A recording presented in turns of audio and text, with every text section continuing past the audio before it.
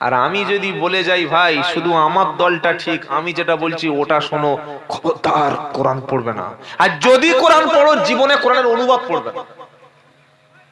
কেন বললে, কোরআনের অনুবাদ তুমি যদি পড়ো না, তুমি গুমরাই হয়ে যাবে, তুমি কোরআন বুঝতে পারবে না, পথভ্রষ্ট হয়ে যাবে, জাহান্নামে চলে যাবে। মাধ্যমিক পাস ছেলে সে তো বাংলা পড়তে পারে, ক্লাস 8 এর ছাত্র সে বাংলা পড়তে জানে, ও যদি কোরআনের একটা কপি বাংলায় কিনে পড়ে, ও যদি নবীর একটা জীবনী বাংলায় কিনে পড়ে, ও যদি একটা হাদিস মুনতাকাব হাদিস যদি বাংলায় কিনে পড়ে, তাহলে আমার মতো মিলাদখোর, তাবিজখোর, জলসাখোর হুজুরের আর পকেট চলবে কি করে? আমি তো 2 ঘন্টায় 10,000 নেব, ভক্ত এলাকা হলে 15,000 টাকা হাঁকিয়ে দর নেব। আমি ঘটনা বলবো, গল্প বলবো, হাসাবো, যাওয়ার সময় মাঝখানে কিছু লিফলেট ছড়িয়ে দিয়ে দল ভারী করে যাব। কিন্তু মানুষ যখন আল্লাহর কালামটা পড়তে শুরু করবে, সে দেখবে ওয়াকালা রাব্বুকুম উদুনি আস্তাজিব লাকুম, 24 পারা সূরা মুমিন 60 নম্বর আয়াত। আল্লাহ বলছে, বান্দা তোর যেটা প্রয়োজন তুই আমাকে ডাইরেক্ট বলবি, তুই ডাকলে আমি আল্লাহ সাড়া দেব। এইটা যখন কোন শিক্ষিত ছেলে জেনে যাবে যে ডাকলেই আল্লাহ সাড়া দেবে বলে ওয়াদা করেছে, আবার আল্লাহ কোরআনে অন্য জায়গায় গিয়ে বলছে ওয়াদাল্লাহি হক, আমি আল্লাহর প্রতিশ্রুতি সত্য। একটা মাধ্যমিক পাস শিক্ষিত ছেলে সে দেখছে, আরে আল্লাহ তো বলেছে আমাকে ডাইরেক্ট ডাকো, ডাকলেই সাড়া দেব, আল্লাহ ওয়াদা সত্য। আবার সামনে গিয়ে সে অনুবাদ পড়ছে ওয়ানাহনু আকরাবু ইলাইহি মিন হাবলিল ওয়ারিদ, 26 পারা 18 পৃষ্ঠা 3 নম্বর লাইন 19 নম্বর আয়াত সূরা কফ। আল্লাহ বলছেন তোর ঘাড়ের শিরার চাইতে আমি নিকটে থাকি। ও দেখছে যে আল্লাহকে ডাকলে পাওয়া যায়, তাহলে সে আর কেন হুজুরের মাধ্যম ধরবে? তার বাপ মরে গেলে কেন তার বাড়িতে মিলাদে হুজুর হুজুর একটু আব্বার জন্য কেঁদে দাও না, হুজুর একটু বলে দাও না। সে দেখছে না, আল্লাহ নিশ্চয়ই বলেছে আল্লাহ ডাকলে সাড়া দেবে। এবার তো সে নিজে দোয়া করতে শুরু করবে। সে সবে বরাতে বাড়িতে বাড়িতে খতম দাও 500 নাও, 500 দাও খতম নাও, ওটা তো আর করবে না। সে নিজে নিজেই কোরআন পড়তে শুরু করবে, নিজে নিজে কাঁদতে শুরু করবে। তার বাড়িতে কোনো রোড অ্যাক্সিডেন্ট হলে সে আল্লাহর কাছে ডাইরেক্ট চাইতে শুরু করবে। তার বাড়িতে কেউ মারা গেলে সে আল্লাহর কাছে ডাইরেক্ট চাইতে শুরু করবে।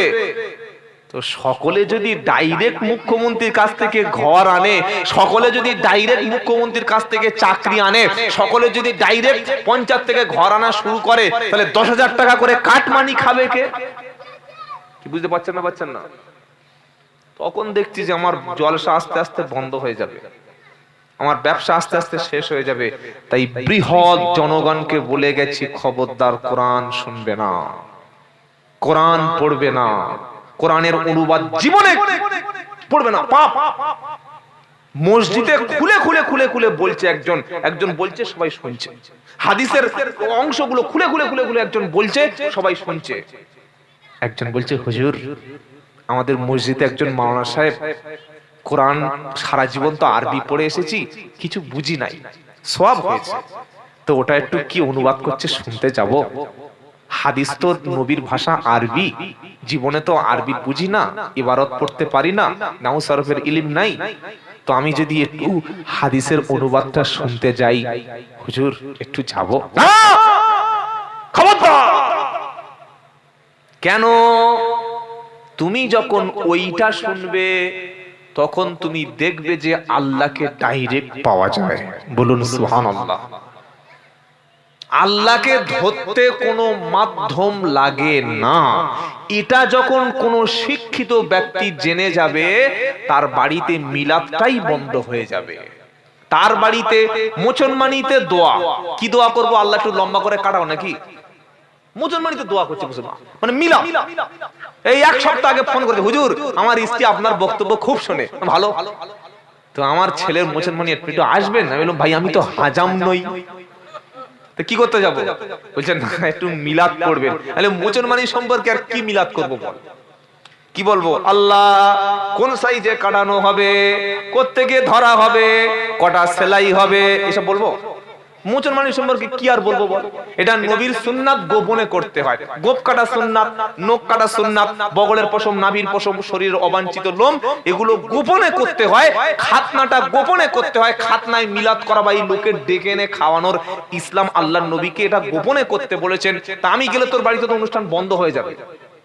বলছেন না হুজুর এর সত্যি একটা কথা বললেন, আজ থেকে আমি পরিবর্তন হয়ে গেলাম।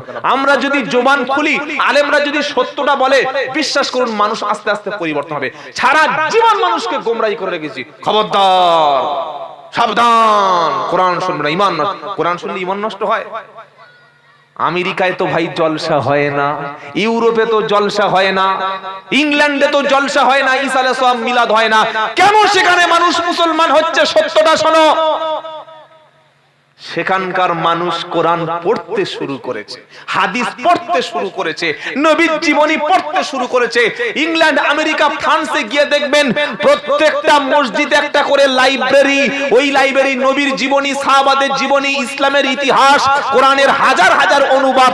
তাই লাইব্রেরিতে যাচ্ছে, এক মাস রিসার্চ করছে, ইসলাম সম্পর্কে বুঝছে, নিজের বাপদাদার ধর্ম ত্যাগ করে পাকা পাকা খ্রিস্টান, ইহুদির বাচ্চাগুলো, খ্রিস্টানের বাচ্চাগুলো পরের জুমায় কাঁদতে কাঁদতে গোসল করে সাদা পাঞ্জাবি পরে তারা কালেমা শাহাদাত পড়ে মুসলমান হয়ে জান্নাতি হচ্ছে। ইংল্যান্ডে কোনো পীর সাহেব আছে নাকি? ছোট পীর, বড় পীর, মেজো পীর, ছানা পীর আছে? নাই, কোনো পীর নাই। তাহলে সেখানে মুসলমান হচ্ছে কি করে? সেখানে কোরআন আছে, নবীর হাদিস আছে। আর এই দুটো নবীজি ইন্তেকালের আগে ছেড়ে গেছেন উম্মতের কাছে।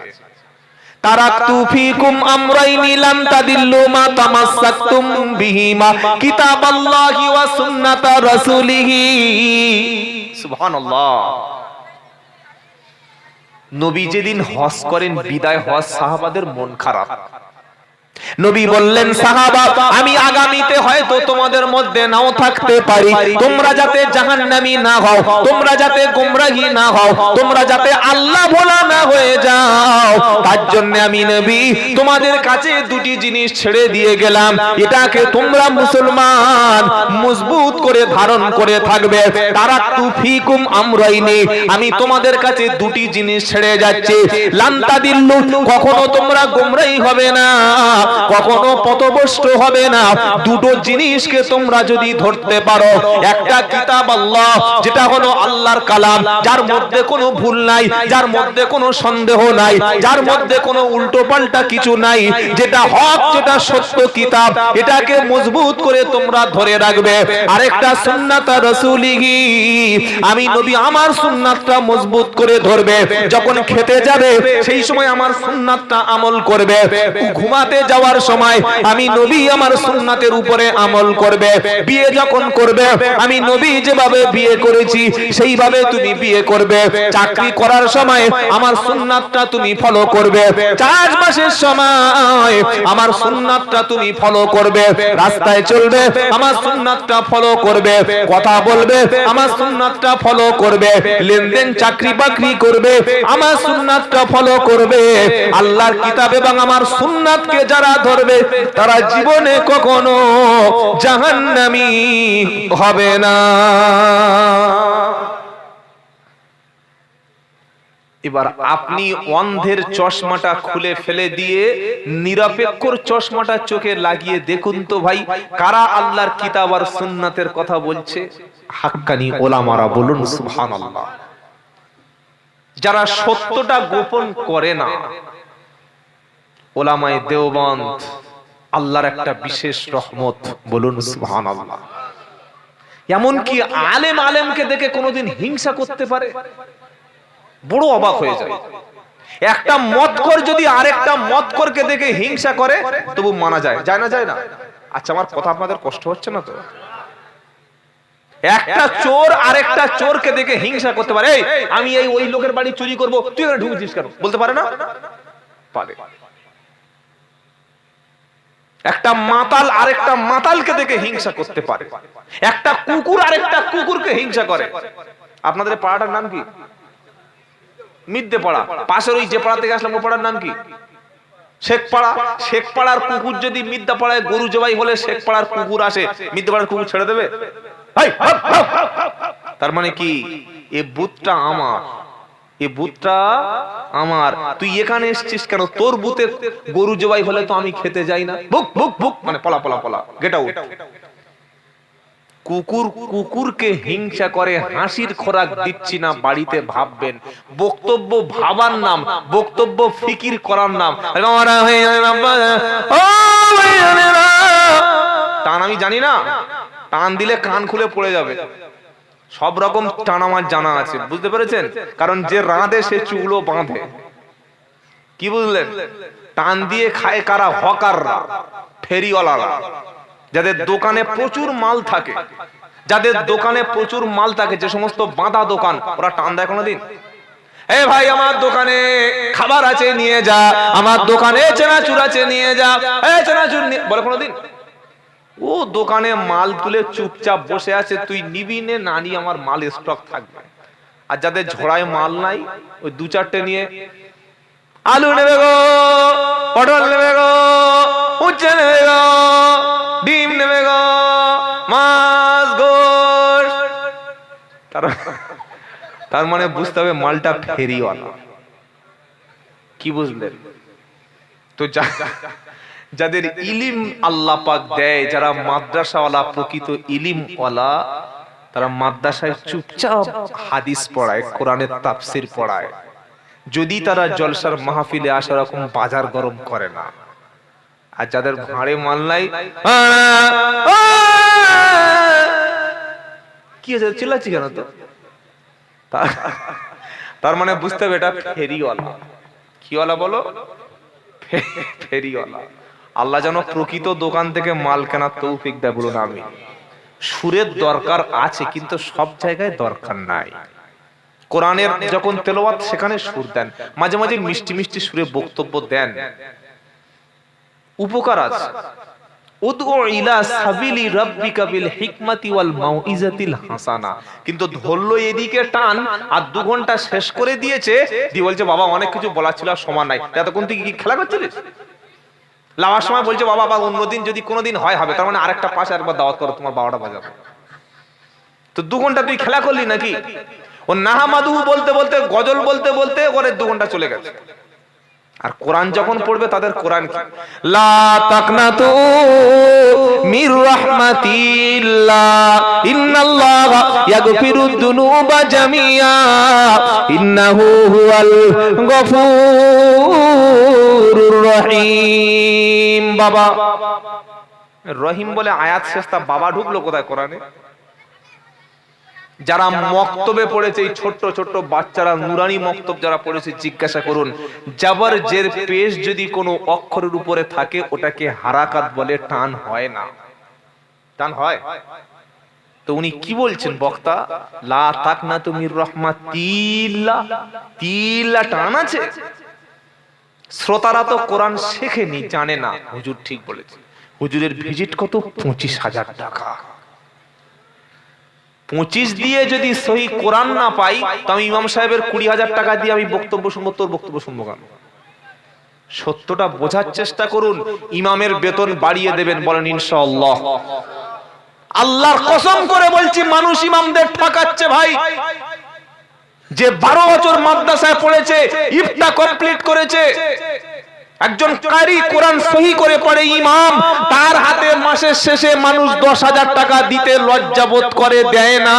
আর বক্তার হাতে চোখ বুজিয়ে 20,000 টাকা ভরে দিয়ে, হুজুর হুজুর দোয়া করবেন, আমরা জাহান্নামে যাচ্ছি, আপনি বাঁচিয়ে নিন। একটা বক্তাকে যদি 15 দেন, দেবেন আপনার, না দিলে আমাদের গাড়ি বাড়ি বউগুলো বিক্রি করবে নাকি? তাহলে আমাকে যখন 10 দিলেন, 15 দিলেন, ইমাম তিনিও তো আলেম। একজন 1 মাস ডিউটি করছে, আরেকজন 2-3 ঘন্টা এসে বলে যাচ্ছে। তাহলে একজনের প্রতি ইনসাফ হলো, আরেকজনের প্রতি বেইনসাফ হলো না? এটা বক্তা যদি বলে যেত, আমি আব্দুল্লাহ জুবায়ের বলছি, আল্লাহকে সাক্ষী রেখে শুকরিয়া আদায় করছি, অনেক জায়গায় এই কথাটা বলে এসেছি। তারপরে ইমাম সাহেব ফোন করে বলছে, হুজুর আপনার বলার ওসিলায় এই মানুষ, গ্রামের মানুষ আমাকে সাম্মানিক একটু বাড়িয়ে দিয়েছে, আলহামদুলিল্লাহ। বলতে হবে, মানুষের বিবেকটা খুলে যেতে হবে, চোখ খুলতে হবে, যে একজন বক্তা যদি 20 পায়, তাহলে ইমাম কেন মাসে 10 পাবে না? এটা ইনসাফ করার দরকার ছিল না? ছিল না? মসজিদে যোগ্য ইমাম রাখুন, গোল আলু মার্কা ইমাম রাখবেন না। সুদখোরের জন্য দোয়া করছে, আল্লাহুম্মা আমিন, আল্লাহ বরকত দিও। সুদে বরকত হয়। ইয়ামহাকুল্লাহুর রিবা ওয়া ইউরবিস সাদাকাত, আল্লাহ বলছে সুদকে আমি ধ্বংস করি, সদকাকে আমি বর্ধিত করে থাকি। এলআইসি অফিস উদ্বোধন হচ্ছে, life insurance corporation of India. Officer বলছে হুজুর দোকানে একটু তাবিজ দিয়ে দোয়া করো। হুজুর দেখছে ভালো একটা পার্টি পেয়ে গেছি, মাস গেলে 3 লাখ টাকা ইনকাম। দোকানে বসে সূরা ইয়াসিন পড়ল, সূরা বাকারা পড়ছে, ইয়া আইয়ুহাল্লাযীনা আমানুত্তাকুল্লাহা ওয়া দারু মা বাকিয়া মিনার রিবা ইন কুনতুম মুমিনিন ফাইন লাম তাফআলু ফাদানু বিহারবিন মিনাল্লাহি ওয়া রাসূলিহি। ইমাম সাহেব পড়ছে, হে বিশ্বাসী ঈমানওয়ালা, সুদের কারবার ত্যাগ করো যদি তুমি আল্লাহকে ভয় করো, যদি ঈমান দাবি করো। ফাইন লাম তাফআলু, যদি তুমি সুদ না ছাড়ো, ফাদানু বিহারবিন মিনাল্লাহি ওয়া রাসূলিহি, আল্লাহ এবং রাসূলের পক্ষ থেকে সুদখোরের বিরুদ্ধে যুদ্ধের ঘোষণা রইল। হুজুর যেটা আরবি বলেছে ওটা যদি এলআইসি অফিসার জানতো তো মাথায় গুলি করে বাঁধবে। আমি ও ডেকেছি দোয়া করার জন্য, ও বলছে সুদের কারবার ত্যাগ করো। কি বলতো না? বলতো না? তাহলে গোলালু মার্কা ইমাম হয়ে লাভ নাই।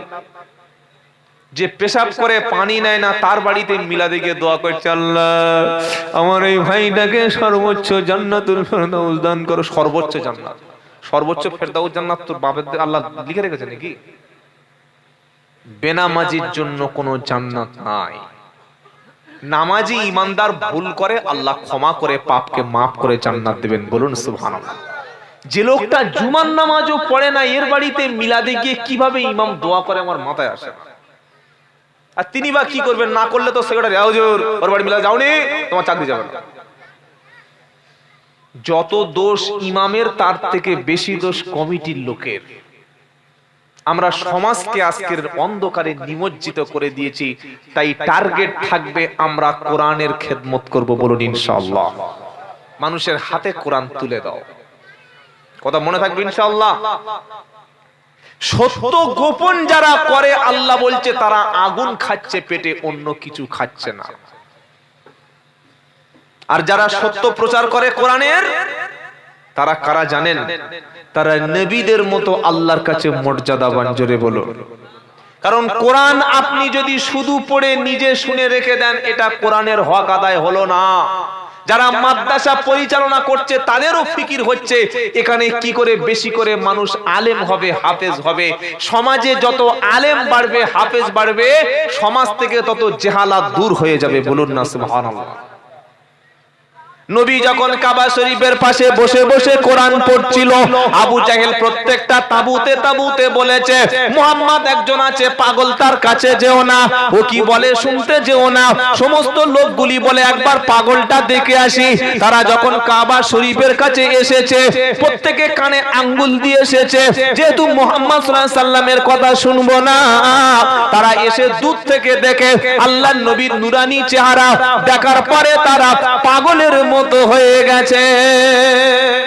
সুবহানাল্লাহ পড়ে।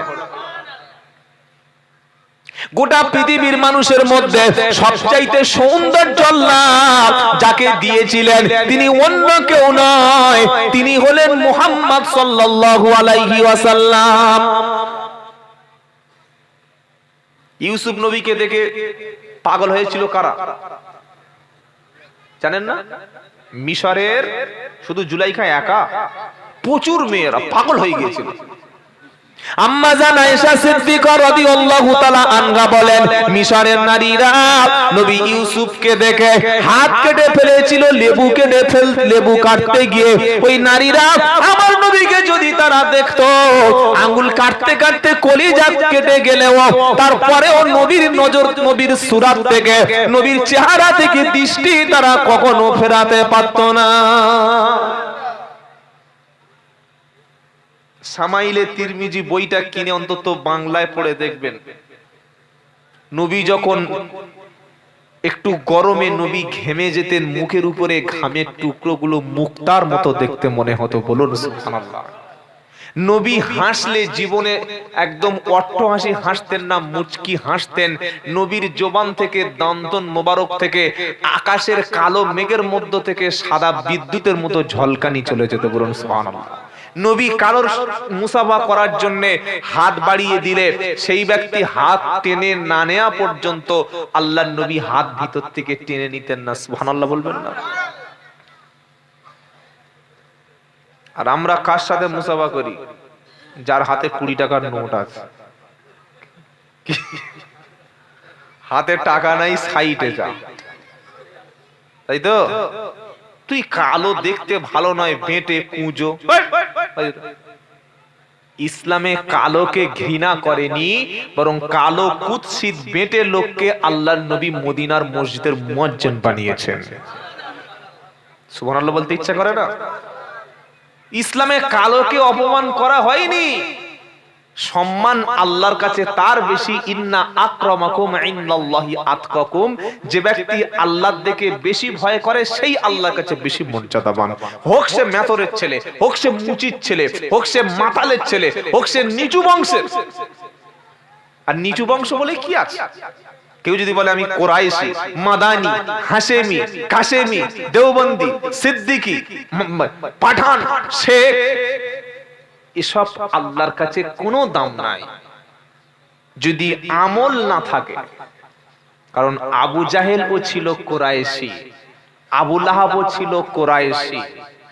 মনে রেখে দেবেন, কথা বুঝেছেন না বুঝেন নাই? একটা লোক আসলে আমাদেরকে মানে অন্ধ করে রাখা হয়, আমি রাসূলের বংশ, নবীর বংশ, আমি সিদ্দিকের বংশ।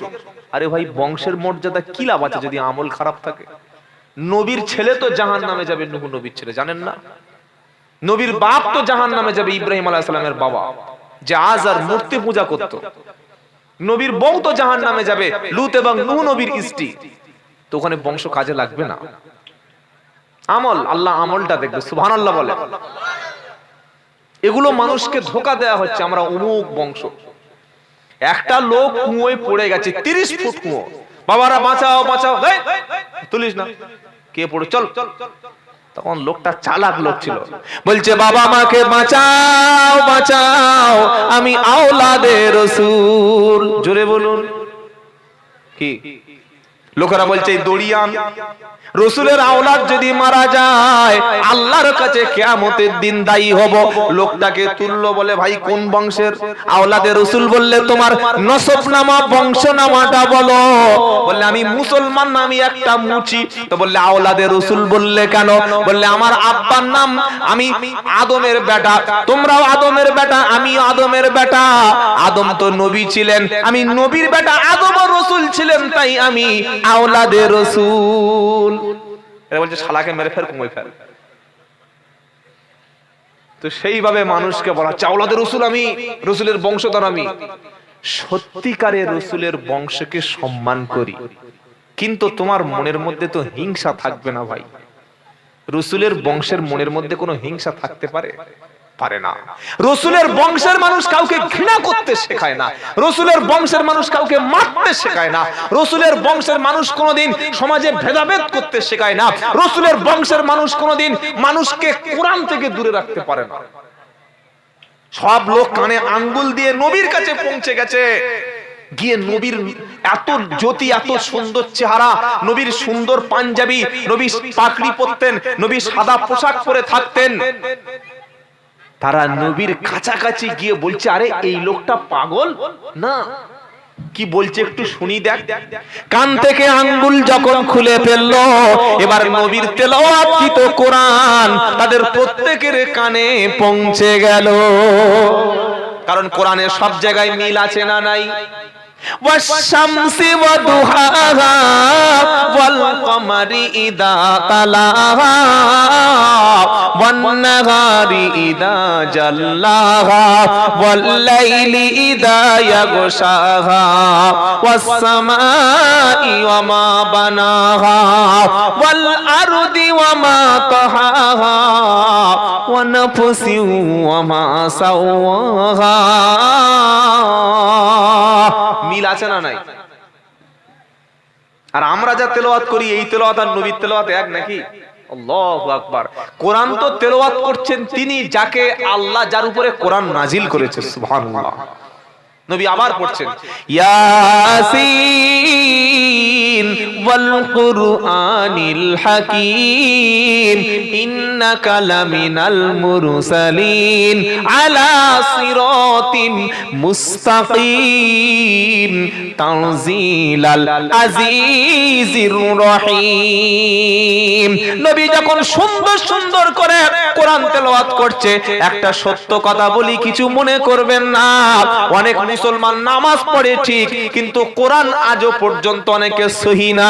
নিজের মধ্যে যদি ভুল থাকে, ভুলটা সংশোধন করতে শুরু করুন। ইমাম সাহেবের কাছে একটু বসুন। যদি মনে করেন অনেক বয়স হয়ে গেছে, লজ্জা লাগবে, শিক্ষার ক্ষেত্রে কোনো লজ্জা নাই।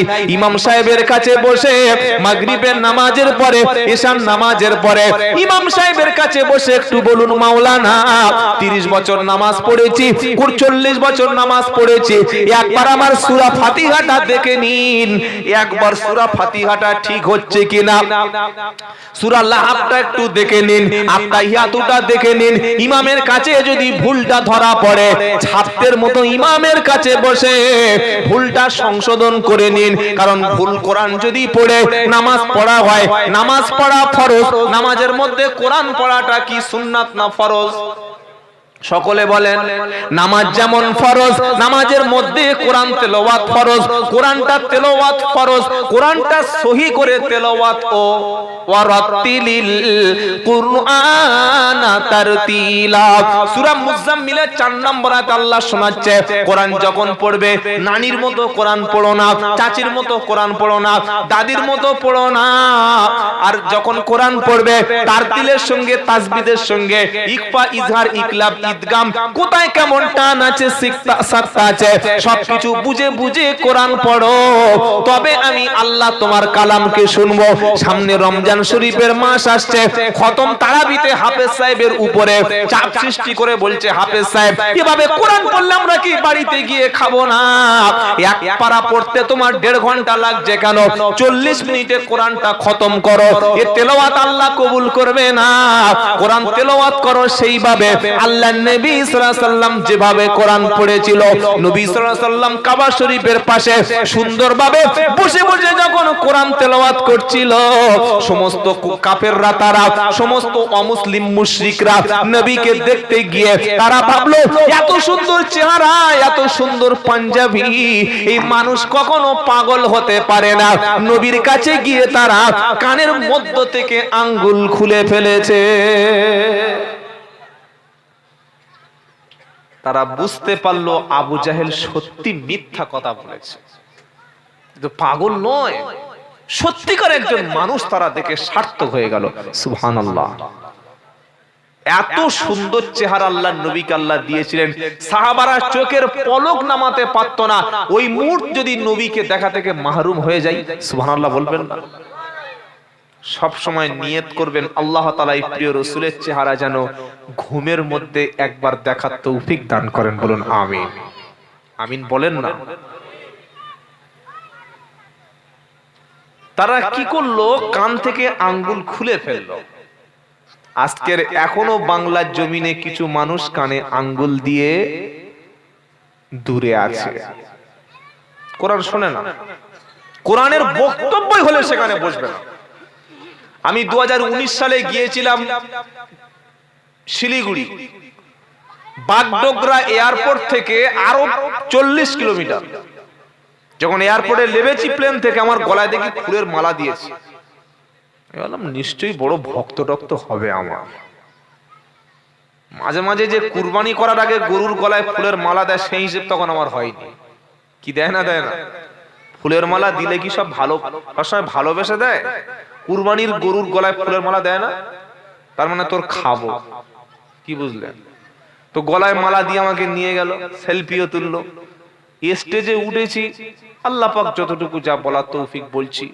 কিছুক্ষণ পরে চিঠি দিচ্ছে, হুজুর এই আলোচনা চলবে না। কেন?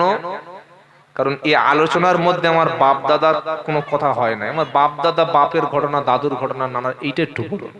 আশ্চর্য তো, কোরআন হাদিসের চাইতে আবার কি আলোচনা পৃথিবীতে শ্রেষ্ঠ আছে? বলল হুজুর আলোচনা পাল্টান। শেষে আব্দুল কাদের জিলানী যা জানা ছিল বলে চলে আসে।